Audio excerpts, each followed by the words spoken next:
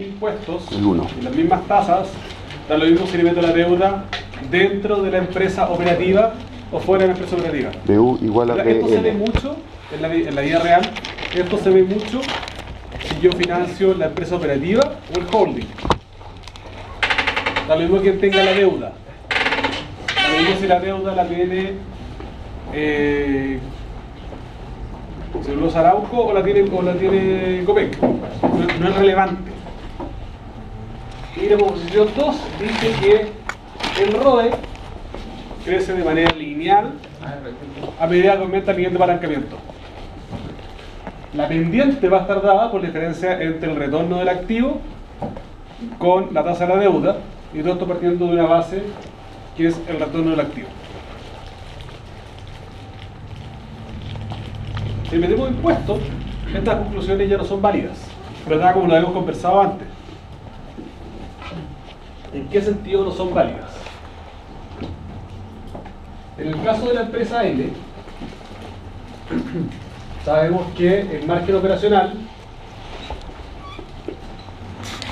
sigue siendo 20 millones. El gasto financiero sigue en 105 millones. Esta es la empresa L y la empresa 1. Margen operacional es 20 y los gastos financieros son 0. Por lo tanto, esto nos da una utilidad antes de impuestos de 15 y de 20. ¿Cuánto pago de impuestos? Un 25% sobre 15. Son 3,5%, son 3,5 millones. Y en el caso de la empresa sin palanca, de la leverage, nos va a cobrar 5 millones de impuestos. Acuérdense que cada peso de impuestos que pagan es un peso de impuestos que no reciben. Por lo tanto, la utilidad, en este caso, la utilidad después de impuestos 12,5. es de 11,5 11,5. 15. y de 15. ¿Verdad? Como estamos viendo cómo financiar esto, el patrimonio en este caso son 50 millones, es una utilidad de una renta, una renta de 11,5 sobre 50 de patrimonio, el retorno sobre el patrimonio del inversionista es de 23%. El tax ya tiene que cachar Tax la impuesto. dinámica. Una vez que le repite, a ver si... Ese 5 como parte financiero de él. Impuesto. No, no, sí, no, pero sí. Es un 25% de la utilidad del impuesto. 15 por 25% son 3,5, 20 por 25 son 5. Por lo tanto, la utilidad después de impuestos baja de 15 a 12,5 y de 20 a 15. La renta, en el caso de la empresa con leverage, para el dueño es de 11,5, el patrimonio que había puesto son 50 millones, el ROE del inversionista son 23%. A su vez, el que había financiado con deuda, pero por fuera de la empresa, igual tiene gastos financieros, ¿verdad? Pero va a recibir los 15, se va a gastar 5 millones en financiar la deuda y su renta va a ser de 10. Lo mismo que en el caso original, ¿verdad? Acá la renta es más baja. Sobre el mismo patrimonio, y la renta y el ROE ya pegado un 20%.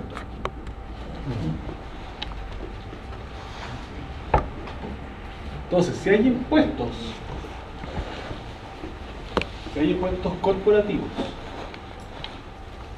corporativos, nos conviene meter la deuda dentro de la empresa. ¿Por qué nos conviene meter la deuda dentro de la empresa? Porque nos baja Los impuestos. la tasa imponible. Ah. Es un gasto que podemos descontar. De hecho, esta diferencia de renta, este 1,5, De diferencia. esta diferencia, este 1,5, es exactamente el gasto financiero por la tasa de impuestos. Un gasto financiero por 3,5. 5 por 5 por 25%, este 1,5. Sí, no. Está fallando los números.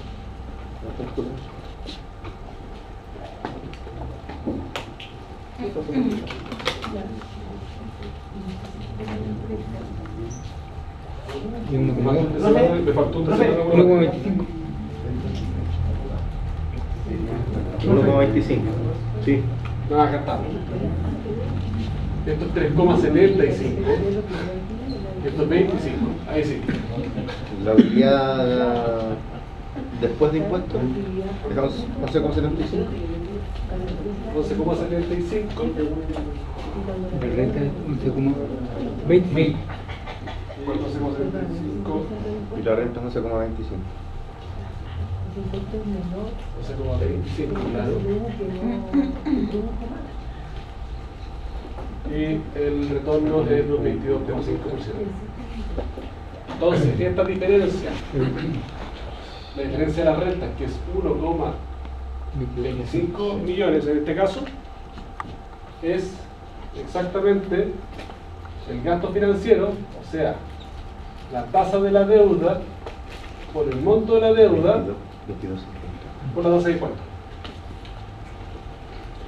Entonces, mientras mayor la tasa de impuestos, mayor va a ser la utilidad que voy a tener, va a ser el ahorro de impuestos que voy a tener, por lo tanto la utilidad como inversionista que voy a tener, por lo tanto mayor va a ser el incentivo de tener la deuda dentro del financiamiento.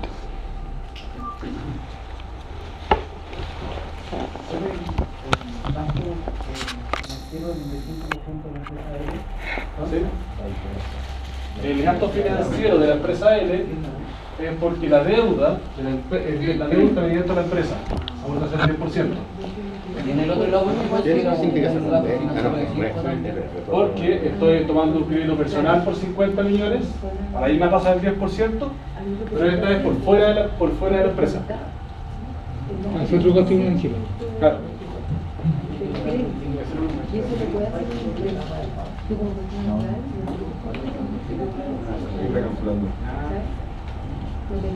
y los gastos financieros no están antes de impuestos. Si tomas el crédito dentro de la empresa, sí. Claro. Si lo tomas fuera de la empresa, no. No, pues, no hay Si gasto lo tomas desde que financiero. recibiste los dividendos, ya no tienes la ventaja tributaria.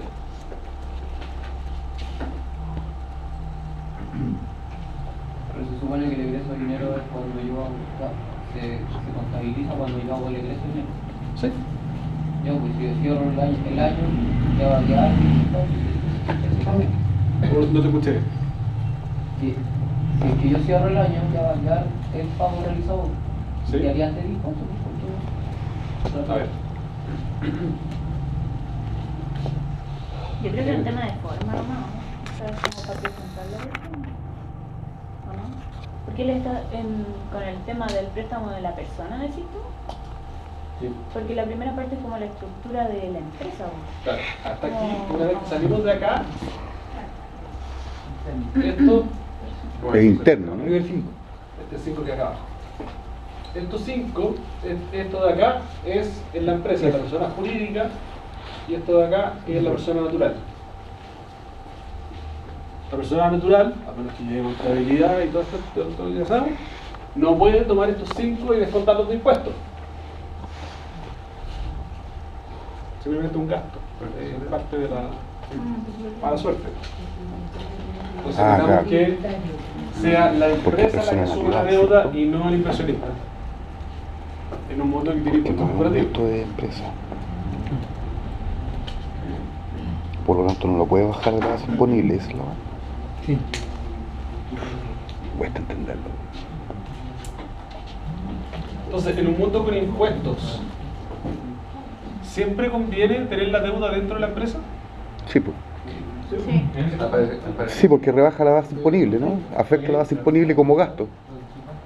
¿Qué tendría que cambiar para que esto no sea así? Para que no ¿Se sea lo así. hubieran puesto? Está bien. Lógico. Que el Ya. gasto financiero fuera mayor.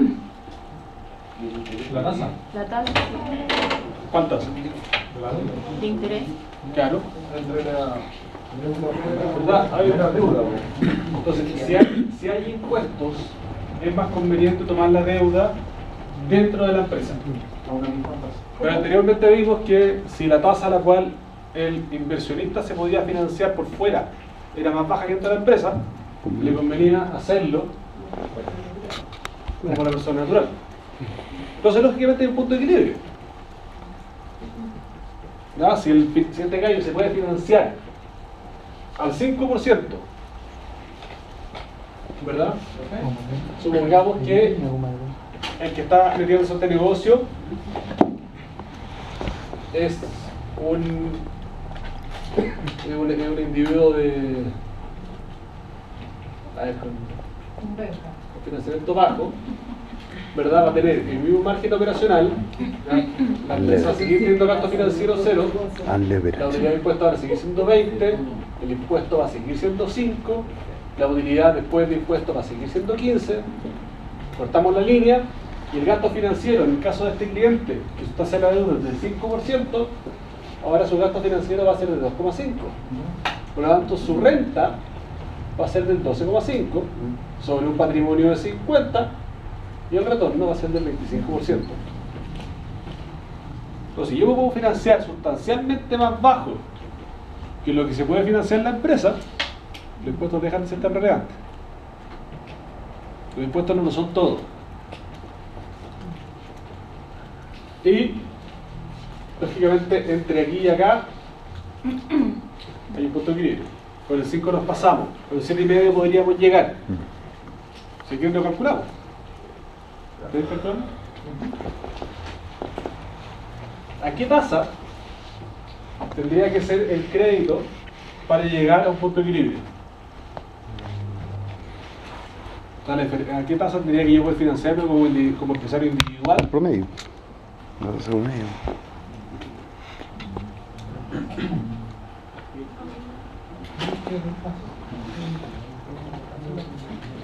La verdad es que es un fome. Lo que yo necesito hacer es que el gasto financiero es X, ¿verdad? Y que el 11.25 es igual a 15 menos X. Y despejamos X y se da solo. Ya, entonces X es igual a 3.75. X es igual a la deuda, que son 50, por la tasa de la deuda, es igual a 3.75. Por lo tanto, la tasa de la deuda va a ser igual a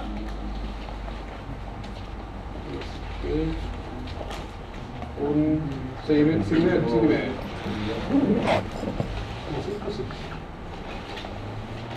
La tasa de la deuda es 7,5%. 7,5, justamente. ¿Cómo? Sí. Y es por eso que tenía el porcentaje. ¿Cómo? 7,5 está bien. 0,075%. No, 0,075. Claro, yo tenía 7,5. Estamos todos hablando de lo mismo. Ya.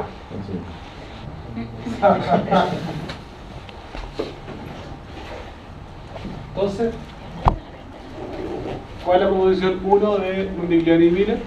¿Verdad? Volviendo a decir lo mismo, pero con palabras más complicadas. Ahora, El valor de la deuda. el valor de la empresa, que antes era igual, independiente del costo de financiamiento, ahora tiene pequeña diferencia, que significa que el valor de la empresa con financiamiento dentro es igual al valor de la empresa sin financiamiento más la tasa de impuestos por el costo del servicio de la deuda, que es este monto de acá.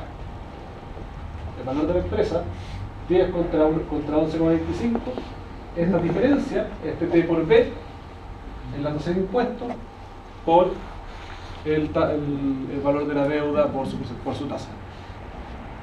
A mayor tasa, mayor es el incentivo meterlo dentro de la deuda. Y bueno, mayor calentamiento, mayores deducciones fiscales para la compañía y ya, eso. ¿Estamos claros acá? ¿Alguna duda? No entendí cuando tú explicaste la situación de equilibrio. La situación de equilibrio, ¿qué significa esto? Que a ver, acá estamos metiendo dos variables distintas. Estamos por un lado metiendo el punto de los impuestos corporativos y por otro lado estamos haciendo variación de tasa. ¿Cómo se equilibran estas dos fuerzas? Para que en los dos casos el inversionista se lleve 11,25, va a recibir un dividendo por 15 millones y va a tener que gastarse 3.75 millones en impuestos, en el servicio de su deuda personal para llegar a una renta equivalente de 11,25. ¿Cuánto tiene que ser tu tasa de financiamiento para gastarte 3.75 millones al año en intereses, siendo que la deuda son 50, esta tasa del 7,5?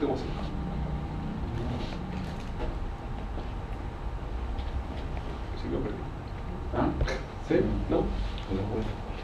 Es simplemente es despejar la X.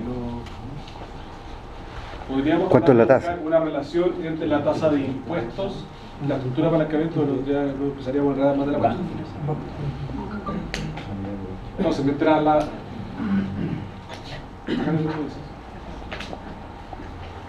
Lo siguiente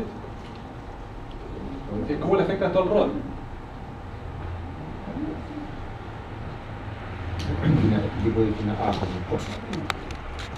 En este caso, ya lo estamos olvidando de la persona natural acá,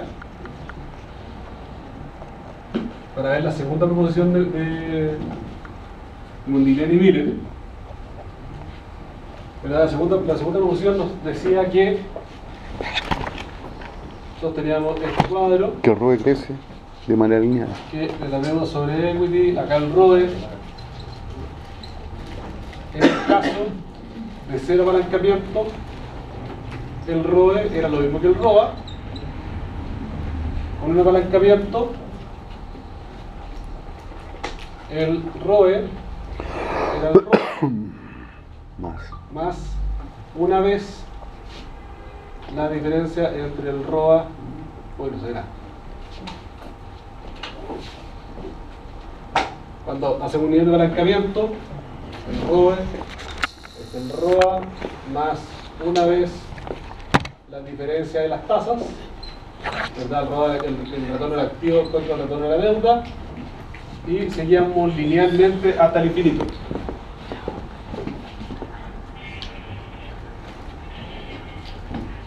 Ahora que no hemos pasado lista. ¿Nadie me acordó? ¿Nadie me acordó? ¿Hay alguien sabe cómo se llama ahí? No, Nada que hacer, ya. No tengo idea. se gaña, ¿sabes? Ay, bueno, buena onda. Entonces en un monto sin impuestos tenemos un incremento lineal que cada vez que aumentamos un nivel de la palanca, aumentamos en Un nivel, la diferencia entre el ROA y el servicio de la deuda, el ROA. cantidad de veces.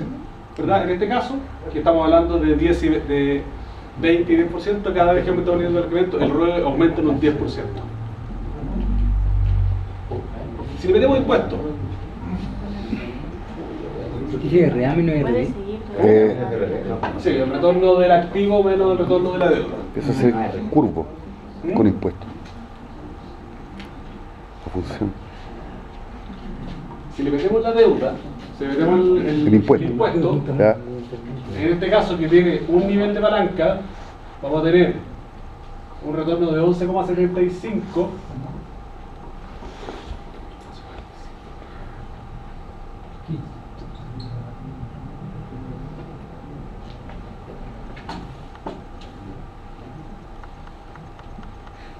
Acá, ¿verdad? 15. Impuesto Paga 15. impuestos por 3,75. Tiene utilidad por 11,25. Entonces está mala de huevo. Está mala de huevo. Oh. Pasa.